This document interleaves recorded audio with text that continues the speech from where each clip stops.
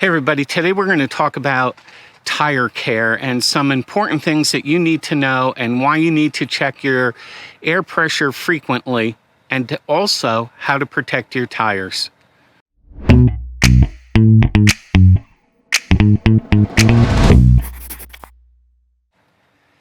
Hey everybody, welcome back. My name is Jim and our channel is RVIntoRetirement.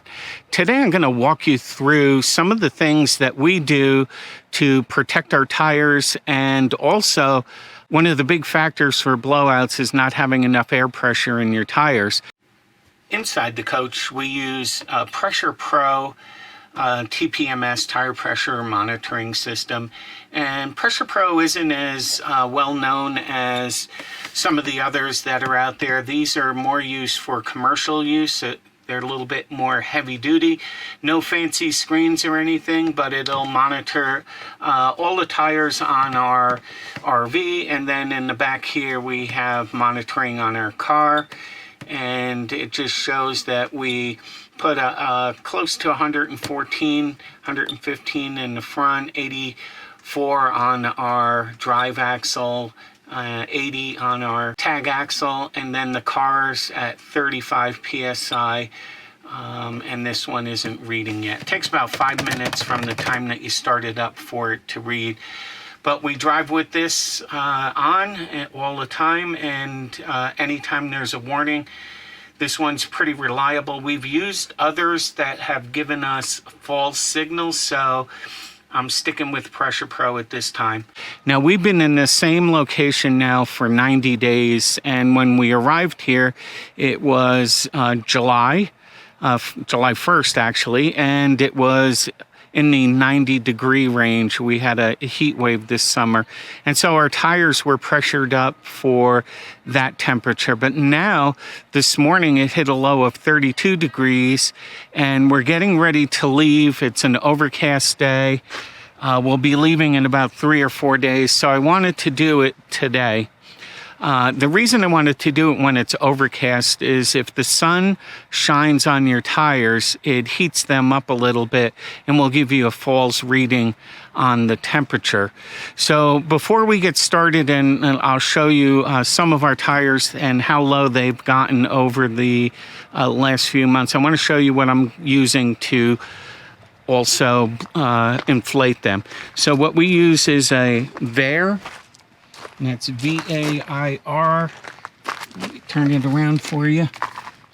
And it's upside down right now, but it is a powerful enough air compressor that it can inflate tires up to 120 pounds and maybe more. It has an extra long hose that can reach from the back of our RV. I have it connected to our battery. You can also connect it to your car battery, and it would work just fine. And the hose comes all the way around to the front, so there's plenty of room no matter what length RV or trailer that you have. Now, before I take a temperature on the tire itself, I wanted to point out that we use these MagnaShade covers, and we use them for two reasons. The most important one is to keep the ultraviolet rays from affecting the sidewalls on the tires. These are Michelin's. They are notorious for having cracking on the sidewalls. Second reason is that it keeps rodents from going in and out of your tires and making a nest if you have the kind of cover that covers the entire wheel. So the first thing we do is I have tire pressure monitoring system, and so I will take off the sensor for that. And then what I'm going to do is connect the tire pumps. So I'm going to put this down for a second, and then I'll show you.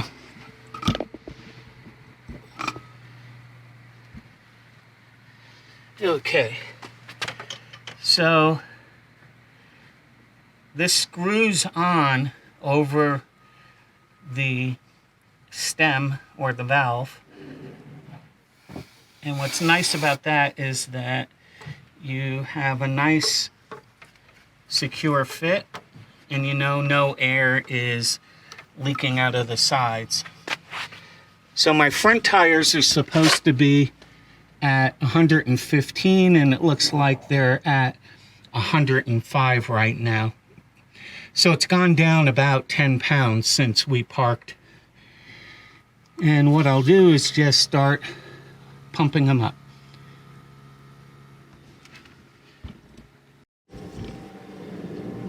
Okay, so we are just about done, and we're almost at 115 psi.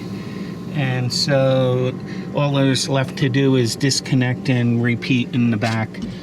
And I won't go through each one of the tires, but I already did the other side. My backs were down even more. So how do you know what pressure you should put into your tires? On the driver's side, when you're sitting in the driver's seat, to the left of the wall should be a placard on Class A, B's, and C's, and it should show you what the pressure is that you need for a fully loaded coach. And so that means with, you know, all your water and fuel and everything else. And so you can also go to your tire manufacturer online and look and see what exactly pressure should be. Highly recommend that you have your coach weighed and weigh it at all four corners, because then you'll know the exact air pressure that it should be for each one of the tires. And the placard inside is just going to give you a specific one for all four corners. For example, mine is 115 on the fronts, but in weighing it and going to the chart, I might need 110 on one side and 113 on another. And it all has to do with the weight. It's very important to do, especially as we're changing seasons right now. We're going to be traveling. We're in the mountains of Idaho right now. We're going to be heading down the mountains. We're actually going to get new tires because we're at the age limit for these tires. Just so you know, tires don't go by the wear, they go by the age. There's a date stamp on the side of the tire, and anywhere between 6 and 7 years, you want to get your tires changed, whether they look like they need it or not. It's an ounce of prevention will save you a lot of headache and possibly injury. Hope you found this tip helpful. We do have a bunch of other tips. I'll put a post right up here where you can find all our 2-Minute Tuesday tips, and we have some other tips on tire care there. We hope you enjoyed this. Thank you again to all our subscribers out there. We hope you enjoy this video, and thank you for coming back every week and watching our videos. We'll see you next week. Take care, everybody.